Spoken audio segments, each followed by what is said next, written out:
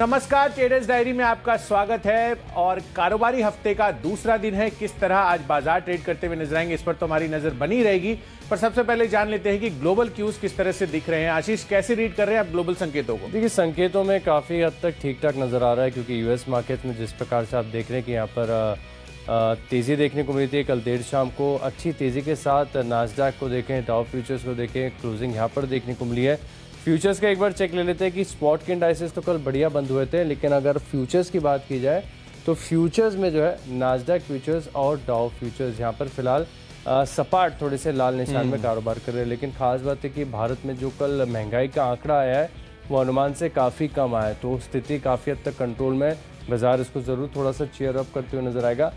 लेकिन एक और बात है कि जियोपॉलिटिकल टेंशन भारत और चाइना के बीच में जो एलओसी पे बढ़ रही है, 9 दिसंबर को थोड़ी सी झड़प की खबरें भी आ रही हैं, तो इसका भी एक असर आपको देखने को मिल सकता है। काफ़ी हद तक जो सेटअप है मिक्स्ड है, लेकिन मैं मान रहा हूँ कि आज एक अच्छे बाउंस का दिन हो सकता है। डेफिनेटली आशीष, अच्छे बाउंस का दिन हो सकता है। जिक्स निफ्टी भी वैसे इंडिकेट कर रहा है। एंड अमेरिकी बाजारों में भी अगर आप देखें तो एक शानदार तेजी के साथ क्लोजिंग होती हुई दिखी और ऑलमोस्ट दिन के ऊपरी स्तरों पर जाकर बंद होते हुए दिखे अमेरिकी इंडाइसेस। हालांकि यूरोपियन मार्केट से ऑलमोस्ट मिला जुला रिएक्शन था, इनफैक्ट स्लाइटली नेगेटिव ही आप कहेंगे कि वहां पर टोन थी। बट हमारे यहाँ पे जो सीपीआई आंकड़े आते हुए दिखे हैं, जो महंगाई दर आंकड़े आते हुए दिखे हैं 11 महीनों में पहली बार 6% के नीचे, ये डेफिनेटली इंडिकेट कर रहा है कि आगे चलकर हो सकता है कि इन्फ्लेशन जो है अब पीक आउट होता हुआ नजर आ रहा है हमारे देश में। और कहीं ना कहीं यहाँ पर जिस तरह से हम रेट इंक्रीज होते हुए नजर आ रहे थे, हो सकता है कि उसकी फ्रीक्वेंसी अब आरबीआई की तरफ से कम होती हुई भी दिखे। तो डेफिनेटली इसी संकेतों के साथ अपनी टीम की शुरुआत कर लेते हैं। तो मेरी तरफ से जिस तरह के टीम का रुझान है वो लार्जली खरीदारी का ही बन रहा है, क्योंकि सेटअप भी पॉजिटिव है। तो सबसे पहले कैश सेगमेंट के साथ हम अपनी पारी की शुरुआत कर लेते हैं। आशीष, बताएं कैश सेगमेंट में आपने कौन सा स्टॉक चुना है? सीसीएल प्रोडक्ट्स यहाँ पर खास फोकस रखेगा। टेक्निकल्स काफ़ी हद तक सपोर्टिव है, बढ़िया चार्ट का स्ट्रक्चर। और बढ़िया बात यह भी है कि कल देर शाम को अगर आप देखें तो यूएस में जो कॉफ़ी के फ्यूचर्स ट्रेड करते हैं, इनमें 6% की बड़ी तेज़ी यहाँ पर आपको देखने को मिली। तो एक अच्छा असर यहाँ पर देखने को मिल सकता है। 540 रुपये के लक्ष्य ले करेंगे खरीदारी और 520 रुपये का आप लगाइए स्टॉप लॉस। चलिए, डेफिनेटली तो कॉफ़ी की कीमतों में जिस तरह का तेज़ उछाल हमें देखने को मिला है, डेफिनेटली सीसीएल प्रोडक्ट्स और तमाम जितने भी कॉफ़ी से जुड़े हुए शेयर्स हैं उसको आज आपको रेडार पर रखना है। चलिए, कैश सेगमेंट में मेरी तरफ से है बीजीआर एनर्जी सिस्टम्स। यहाँ पर इनके लिए काफ़ी पॉजिटिव खबर आती हुई दिखी है। दरअसल आईओसी से इनको पानीपत रिफाइनरी की कंस्ट्रक्शन के लिए 330 करोड़ रुपए का ऑर्डर मिलता हुआ दिखा है। तो डेफिनेटली इनके लिए ये चीज़ काफ़ी पॉजिटिव है। एंड जिस तरह की यहाँ पर तेज़ी की एक्सपेक्टेशंस है, करीब 3 से 4% तो औसतन चलना ही चाहिए। तो 67.45 ये इसकी क्लोजिंग रही है। 70 रुपये का टारगेट आज आपको बनाना है, ये फर्स्ट इमीडिएट टारगेट होगा 65 रुपीज़ के स्टॉप लॉस के साथ। तो कैश सेगमेंट में बीजीआर एनर्जी सिस्टम्स, मेरी तरफ से सीसीएल प्रोडक्ट्स आशीष ने आपको दिया। चलिए बढ़ते हैं अपनी अगली कैटेगरी जो है फ्यूचर्स की। और यहाँ पर डेरिवेटिव स्पेस में पहला जो स्टॉक है हमारा वो है परसिस्टेंट सिस्टम्स का। मेरी तरफ से यहाँ पर आपको फोकस रखना चाहिए। इनफैक्ट कल के सत्र में नास्डैक में तो डेफिनेटली अच्छी तेजी रही थी, पर इस केस में भी अगर आप मिड कैप आईटी काउंटर्स में देखें तो परसिस्टेंट सिस्टम एक ऐसा स्टॉक था जहाँ पर अच्छे खासे रिवर्सल्स हमें कल के सत्र में भी बनते हुए नजर आए। चार्ट मोमेंटम अगर आप कल का देखेंगे तो ऑलमोस्ट दिन के हाई पॉइंट पर जाकर इसकी क्लोजिंग भी होती हुई दिखी थी। तो परसिस्टेंट आज भी रहेगा कंसिस्टेंट। तो मुझे लग रहा है कि यहाँ पर आपको फोकस रखना चाहिए। 4080 रुपये की प्राइसिंग के साथ इसकी क्लोजिंग हुई थी। 4200 रुपये ये इसका अगला टारगेट आज के लिए बन सकता है।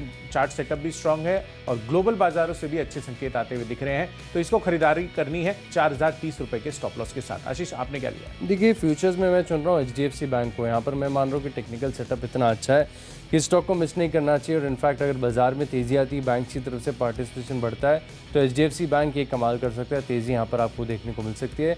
1675 रुपये के लक्ष्य ले करेंगे खरीदारी और सेफर साइड करीब 1692-93 के आसपास की क्लोजिंग चल रही है। 1640 रुपये का लगा लीजिए स्टॉप लॉस। तेज़ी यहाँ से आपको देखने को मिल सकती है।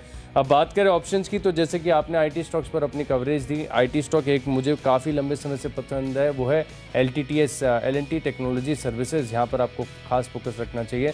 कुछ दिन पहले हमने देखा था कि बड़ी तेज़ी आई थी, एक ही दिन में 8 से लेकर 9% का जंप आ गया था, लेकिन इसके बाद लगातार आप देखें तो स्टॉक में करेक्शन देखने को मिल रहा है। अब जो रीटेस्ट लेवल है, जो सपोर्ट है, इसके पास की क्लोजिंग यहाँ पर आपको देखने को मिल गई है।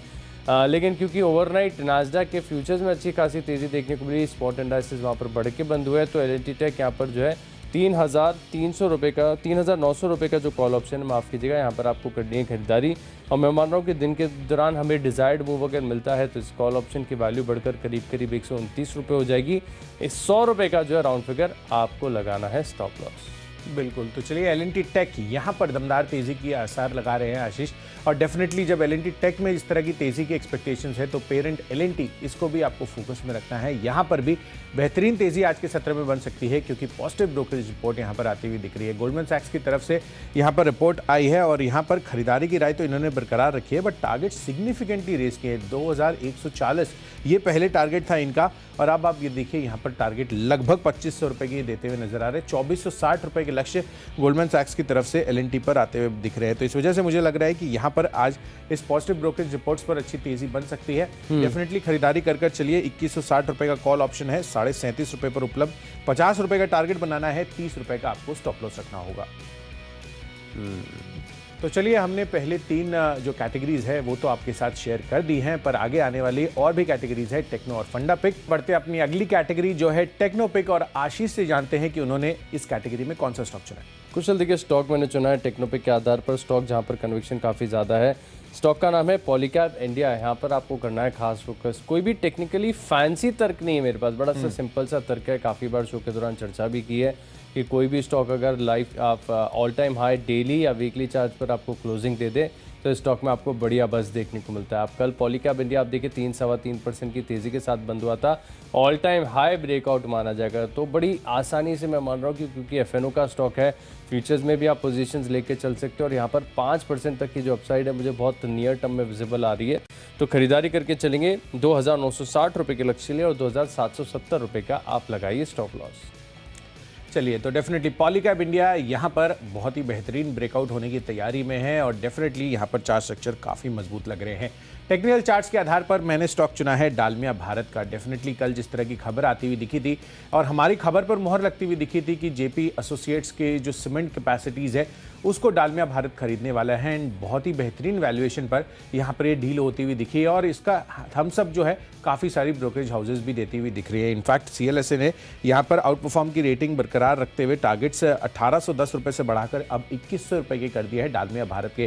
तो डेफिनेटली डालमिया भारत अपने रेडार पर रखिए। कल भी बेहतरीन तेजी बनी थी और आज भी बेहतरीन तेजी का कैंडिडेट ये बन सकता है, तो डेफिनेटली इसको अपने रेडार पर रखकर खरीदारी कर चलिए और यहाँ पर अच्छी तेजी बन सकती है। 1980 रुपये के टारगेट के लिए 1900 रुपये का आपको यहाँ पर स्टॉप लॉस लगाना है। चलिए बढ़ते हैं अपनी अगली कैटेगरी जो है फंडा पिक और फंडामेंटली मुझे स्टॉक पसंद आ रहा है इंडियन होटल्स का। अब देखिए डेफिनेटली यहाँ पर जिस तरह की हम देख रहे हैं पिछले 2 दिनों से लगातार एयरपोर्ट्स पर जो ट्रैफिक है वो बढ़ता हुआ जा रहा है। सरकार इस चीज़ को इस पर सक्रिय अपना काम कर रही है, पॉलिसीज़ लेकर आ रही है एंड डेफिनेटली यहाँ पर जिस तरह की मैनेजमेंट है तो इसका मतलब क्लियर है कि लोग जो है आवाजाही काफ़ी ज़्यादा बढ़ गई है एयरपोर्ट्स पर। तो डेफिनेटली जिस तरह के होटल स्पेस में ऑक्यूपेंसी रेशियोज़ है, जो लेवल्स हैं, जो रूम रेंट्स है वो आगे चलकर बढ़ने वाले हैं क्योंकि डिमांड काफ़ी ज़्यादा पेस पर बढ़ने वाली है और आगे चलकर हॉलीडे सीजन्स भी हैं, तो समर सीजन्स भी आने वाले हैं अभी। तो अगले 6 महीनों में मुझे लग रहा है कि 400 रुपये के टारगेट्स तो इंडियन होटल्स डेफिनेटली आपको दिखा सकता है। तो इस वजह से इंडियन होटल्स मेरे रेडार पर है एज ए फंडा पिक, यहाँ पर खरीदारी करके चलिए। आशीष, फंडा पिक में मेटल कंपनी है, आपने भी टाटा ग्रुप की कंपनी को चुना है, मैंने भी टाटा ग्रुप की कंपनी चुनी है, टाटा स्टील। यहाँ पर फोकस करके चलना चाहिए। अब मेटल स्टॉक्स अगर आप देखें तो काफ़ी हद तक स्टेबल हो चुके हैं और मैं मान रहा हूँ जिस प्रकार से मैनेजमेंट भी कह रहा था कि Q3 अच्छा नहीं होगा, Q2 अच्छा नहीं था, Q3 अच्छा नहीं होगा, लेकिन Q4 से अगर आप देखें तो एक ग्रेजुअल टर्न अराउंड आपको देखने को मिलेगा क्योंकि जो कोकिंग कोल की कीमतें घट रही हैं इसका भी बेनिफिट देखने को मिल सकता है और जो आगे हो सकता है कि प्राइस हाइक भी हो तो इसका भी इम्पैक्ट आपको Q4 में नजर आएगा। अब सही समय आ गया, टेक्निकल तौर पर भी देखें तो रिवर्सल चार्ट्स पर दिख रहा है, तो 3 महीने का समय दीजिए, एक बार रिव्यू भी करके देखेंगे। लेकिन फिलहाल जो 110-112 रुपये के आसपास टाटा स्टील आपको मिल रहा है इसके अंदर पॉसिबिलिटी है, क्षमता है कि 130 रुपये के पार जाए। और वैसे भी आप देखें तो जिस प्रकार से वैल्यूएशन अब फिलहाल करेक्शन के बाद आ चुके हैं करीब 5% के आसपास की, तो डिविडेंड यील्ड है, स्टॉक को मिस नहीं करना चाहिए। इनफैक्ट फोकस लिस्ट में आप तुरंत ऐड कर लीजिए और धीरे धीरे स्टारगेट वे में, क्योंकि ऐसा नहीं है कि अब यहाँ से 130 एक तरफ हो जाएगा, करेक्शन भी आएंगे, मौके भी मिलेंगे, तो खरीदारी करके चल सकते हैं आप टाटा स्टील में। लिस्ट को आगे बढ़ाते हैं। अगली जो हमारी कैटेगरी है वो निवेश के लिहाज से, और निवेश के लिहाज से स्टॉक जो मुझे पसंद है वो भी मेटल स्पेस से जुड़ा हुआ है। इनफैक्ट स्टील कंपनियों से सीधे तौर पर इसका संबंध है, वो है ग्राफाइट इंडिया। यहाँ पर भी आपको करनी है खरीदारी। वैसे टेक्निकल्स के अगेंस्ट जा रहा हूँ इस कॉल में, लेकिन जिस प्रकार से मैं मान रहा हूँ कि अगर आपको मेटल कंपनीज में या स्टील कंपनीज में रिवाइवल आएगा तो ग्राफाइट इलेक्ट्रोड्स की मांग भी आपको बढ़ती हुई नजर आएगी। अब चार्ट्स में आप देखिए तो लंबी अवधि के चार्ट्स बिल्कुल भी सपोर्टिव नहीं है कि आप यहाँ पर खरीदारी करें, लेकिन छोटी अवधि के लिहाज से आप देखिए तो एक छोटा सा राउंडिंग बॉटम फॉर्मेशन यहाँ पर आपको देखने को मिला है, जो कि दिखा रहा है कि स्टॉक को कोई ना कोई एक्यूमुलेट कर रहा है और तेज़ी यहाँ पर आपको देखने को मिल सकती है। वैल्यूएशन का भी कंफर्ट है तो खरीदारी करके चल सकते हैं, लेकिन व्यू थोड़ा सा लंबा बनाना होगा और अप्स एंड डाउन्स काफ़ी ज़्यादा देखने को मिल सकते हैं। तो जो सिर्फ जोखिम लेने वाले निवेशक हैं वही यहाँ पर फोकस करके चले, जो अपने आप को गलत साबित होती तुरंत अपनी पोजीशंस काट लेंगे वही यहाँ पर अपना फोकस बनाए। 6 से 9 महीने का समय दीजिए, 480 के पार जाएगा ग्रेफाइट इंडिया। चलिए डेफिनेटली, तो ग्रेफाइट इंडिया यहाँ पर आपको नज़र रखनी है हाई रिस्क ट्रेडर्स इन्वेस्टर्स के लिए। यहाँ पर ये कॉल आशीष की तरफ से। चलिए HUL यहाँ पर मेरा फोकस है, आपको नज़र रखनी है बाजार का FMCG दिग्गज, और कहीं ना कहीं जिस तरह से इन्होंने अधिग्रहण किया है खासकर हेल्थ एंड वेलनेस सेगमेंट में, वो काफ़ी ज़्यादा एक्रेटिव इनके लिए हो सकता है आगे आने वाले दिनों में। लगातार इनकी स्ट्रेटेजी यही रही है कि छोटे एक्विजिशंस करो और उसके बाद उसको स्केल अप करके एक अच्छे लेवल पर लेके जाए। तो HUL यहाँ पर जिस तरह से इन्होंने D2C ब्रांड्स ओजीवा और वेलबींग न्यूट्रिशन का अधिग्रहण किया था, वो डेफिनेटली इनके लिए आगे चलकर काफ़ी पॉजिटिव हो सकता है एक पूरा का पूरा सेगमेंट को ग्रो करने के हिसाब से। तो मुझे लग रहा है कि HUL अगले 12 महीनों के लिए डेफिनेटली आप अपने पोर्टफोलियो में शामिल कर चल सकते हैं। लगभग 2700 के आसपास की प्राइसिंग अभी के लेवल्स पर है। 3200 रुपए के टारगेट के लिए HUL आपको खरीदारी कर चलनी है। चलिए बढ़ते अपनी अगली कैटेगरी जो है खबरों के दम पर एंड न्यूज़ के हिसाब से। मुझे लग रहा है कि यहाँ पर IEX इंडियन एनर्जी एक्सचेंज, इस पर आपको फोकस कर चलना चाहिए। दरअसल पावर स्टॉक्स आज फोकस में रहने वाले हैं क्योंकि राज्यसभा में से जो ऊर्जा संरक्षण बिल है वो मत मेजॉरिटी से पास हो गया है और बिल में जो नॉन फॉसिल एनर्जी के इस्तेमाल और कार्बन क्रेडिट ट्रेडिंग को अनिवार्य किया है। तो डेफिनेटली मुझे लग रहा है कि इस वजह से IEX बड़े फोकस में रह सकता है। 144 की प्राइसिंग है, 150 रुपए के टारगेट आज के लिए बन सकते हैं। 3 से 4% के औसतन रिटर्न के लिए आप इसको प्ले कर चलिए इंट्राडे लेवल्स पर 141 रुपए के स्टॉप लॉस के साथ। यहाँ पर आपको फोकस करके चलना। IEX यहाँ पर आपको तेज़ी देखने को मिल सकती है। जो स्टॉक मैंने खबरों के लिहाज से चुना है वो है KEC इंटरनेशनल। यहाँ पर आपको देखिए खबर आते हुए देखिए कि करीब 1339 करोड़ के जो ऑर्डर्स हैं ये इनको मिलते हुए नजर आए। स्टॉक का स्ट्रक्चर ठीक ठाक है, लेकिन कल तेज़ी भी थोड़ी बहुत दिन के दौरान देखने को मिलती है, लेकिन फिर संभाव ये ऑफाइज हो गया। अब मैं मान रहा हूँ कि इस खबर के बाद दोबारा यहाँ पर अब मूव देखने को मिलेगा। तो 368 के आसपास की क्लोजिंग चल रही है। आप 480 रुपये के लक्ष्य के लिए करेंगे खरीदारी और 460 रुपये का आपको लगाना होगा स्टॉप लॉस। तो चलिए खबरों के लिए आज से स्टॉक तो जान लिए, बची हमारी आखिरी कैटेगरी जो कि है माई चॉइस। बढ़ते हैं हमारी आखिरी कैटेगरी जो कि है माई चॉइस, और यहाँ पर देखिए पहला स्टॉक है और एकमात्र स्टॉक है जहाँ पर आपको करनी चाहिए बिकवाली, वो है लॉरस लैब्स। यहाँ पर टेक्निकल स्ट्रक्चर बेहद कमज़ोर है।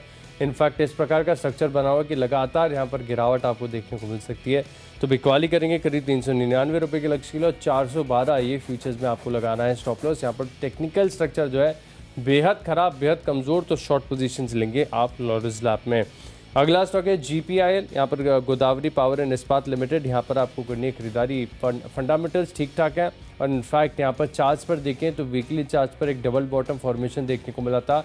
इसके ऊपर ब्रेकआउट दे दिया और ब्रेकआउट देने के बाद लगातार 5 हफ्ते से स्टॉक ने हायर हाइज के फॉर्मेशन दिए। तो स्टॉक में एक एक्सेप्शनल स्ट्रेंथ है। यहाँ पर आपको करनी है खरीदारी 375 रुपये के लक्ष्य के लिए, लेकिन समय थोड़ा सा आपको ज़्यादा देना होगा। आप स्टॉप लॉस लगाएंगे 347 रुपये का। सिमिलरली आखिरी स्टॉक है मेरी लिस्ट में हाइकल। यहाँ पर भी आपको करनी है खरीदारी। पिछले हफ्ते स्टॉक के अंदर रिकॉर्ड वॉल्यूम्स के साथ इसमें खरीदारी देखने को मिली थी और अभी भी जिस प्रकार का स्ट्रक्चर इस स्टॉक ने बनाया हुआ है, मैं मान रहा हूँ कि किसी भी दिन एक बड़ा मूव यहाँ पर आपको देखने को मिल सकता है। 415 रुपये का टारगेट है, 390 रुपये का आप लगाइए स्टॉप लॉस। बिल्कुल, तो चलिए हाइकल यहाँ पर और हाइज हमें देखने को मिल सकते हैं आज के सत्र में। अच्छी तेज़ी कल भी बनती हुई नजर आई थी। माई चॉइस कैटेगरी में मेरी तरफ से भी तीनों के तीनों खरीदारी के कॉल्स हैं। सबसे पहला है श्याम मेटालिक्स। यहाँ पर खरीदारी करनी है। दरअसल यहाँ पर स्पेशलिटी स्टील की जो PLI स्कीम है उसमें श्याम मेटालिक्स समेत अन्य कई कंपनियाँ शॉर्टलिस्ट होती हुई दिखी थी, तो उसकी वजह से मुझे लग रहा है कि आज यहाँ पर तेज़ी बन सकती है। वैसे भी मेटल स्पेस आज फोकस में है, तो 303 रुपये के टारगेट के लिए यहाँ पर खरीदारी करके चलिए 290 रुपये के स्टॉप लॉस के साथ। दूसरा कॉल है ब्रिटानिया पर। तो HUL के साथ साथ मुझे अच्छा चार्ट मोमेंटम ब्रिटानिया पर भी अब नजर आ रहा है। काफ़ी दिनों के बाद ये हमारे रेडार पर आया है, तो इसको अपने फोकस लिस्ट से नहीं हटाना है। कल भी अच्छी तेजी बनी थी, आज भी मोमेंटम जारी रह सकता है। तो 4500 रुपये के लक्ष्य के लिए यहाँ पर भी खरीदारी कीजिए 4390 रुपये के स्टॉप लॉस के साथ। और आखिरी कॉल मेटल स्पेस से अगेन है JSW स्टील का। इस पर भी फोकस रखिए, यहाँ पर भी अच्छी तेजी बन सकती है। कल के सत्र में भी अच्छे मोमेंटम में था और आज भी तेजी का कैंडिडेट बन रहा है। 741 रुपये की क्लोजिंग रही है। 760 रुपये का टारगेट बनाइए, 730 रुपये का स्टॉप लॉस। तो यहाँ पर JSW स्टील वो एक और स्टॉक है जहाँ पर आपको रखना है फोकस। और चलिए इसी के साथ जो हमारी 20 स्टॉक्स की फोकस लिस्ट है वो हो गई है तैयार। और अगर आपने कोई भी स्टॉक या कोई भी लेवल मिस कर दिया है तो पहले जल्दी से देखेंगे रिकैप। कैश का स्टॉक है मेरे लिस्ट में सीसीएल प्रोडक्ट्स। कॉफी के फ्यूचर्स में 6% का बड़ा उछाला है। एचडीएफसी बैंक यहाँ पर फ्यूचर्स में खरीदारी और एलटीटीएस यहाँ पर 3,900 रुपए की कॉल ऑप्शन खरीदेंगे करीब 130 रुपए के लक्ष्य के लिए। Technically all time high breakout हुआ है पॉलीकैब इंडिया में और निवेश के लिहाज से खरीद सकते हैं टाटा स्टील और ग्राफाइट इंडिया।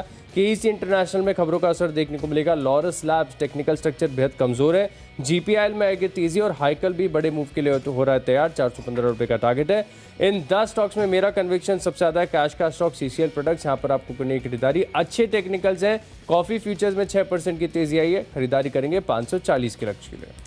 चलिए कैश बेस से बीजीआर एनर्जी सिस्टम्स को फोकस में रखना है। आईओसी से बड़े ऑर्डर विन्स की वजह से आज यहां पर फोकस में रह सकता है। साथ ही परसिस्टेंट सिस्टम्स कल भी चार्ट स्ट्रक्चर में मजबूती थी और आज तो नैस्डैक में भी तेजी है, तो 4200 का लक्ष्य यहां पर भी बना के चलिए। साथ ही एलएनटी पर पॉजिटिव रिपोर्ट आ रही है। गोल्डमैन सैक्स की टारगेट अपग्रेड हुए हैं, तो 50 रुपए के लक्ष्य के लिए इसका कॉल ऑप्शन खरीद कर चलिए। डालमिया भारत डेफिनेटली जिस तरह से इन्होंने एक्विजिशन किया है वो काफी पॉजिटिव है और technically chart structure chart setup काफी पॉजिटिव दिख रहा है। इंडियन होटल्स अगले 6 महीनों के लिए 400 रुपए के लक्ष्य दिखा सकते हैं। साथ ही एचयूएल अगले एक साल में 3200 रुपए के लक्ष्य भी आते हुए नजर आ सकते हैं। आईएक्स फोकस रहेगा खबरों के दम पर और माई चॉइस कैटेगरी में श्याम मेटालिक्स, ब्रिटानिया और जेएसडब्ल्यू स्टील आपको खरीदारी करनी है। और इन सब में आज के लिए मेरा बेस्ट पिक बन रहा है इंडियन होटल्स का। डेफिनेटली यहाँ पर ऑक्यूपेंसी और जो रूम रेंट है वो आगे चलकर बढ़ने वाले हैं, जिस तरह से एयरपोर्ट्स पर हम ट्रैफिक बढ़ते हुए देख रहे हैं। तो अगले 6 महीनों के लिए 400 रुपए के लक्ष्य के लिए इंडियन होटल्स में खरीदारी कर चलिए।